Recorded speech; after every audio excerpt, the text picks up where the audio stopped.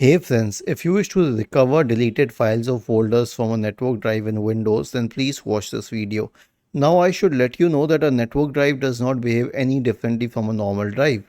So I'll show everything on a normal file. It would be the same for the network drive.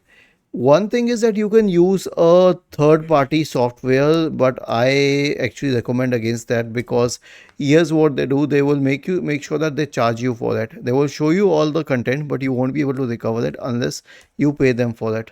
So this is the case, and even after paying, you may not be able to recover it. I'll show you the free methods only.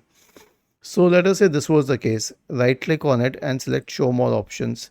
Now we have an option here which says restore previous versions. Click on this. If this file has any previous versions, it would show here.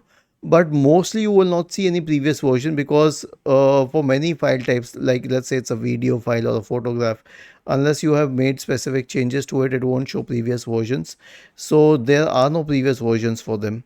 So what would you do in that case? I think the best option you have is to go to recycle bin and then restore it. Let me show you. Okay, I'll delete this file. It will be in the recycle bin. I can right click on it and then undo the delete. Okay, and this is can be done up to 30 days or until you delete the files and folders in the recycle bin. Beyond that, recovery is very difficult, though it is still possible, but it is very difficult. It can be recovered using a third-party software. Was this helpful? If yes, then please subscribe to the channel.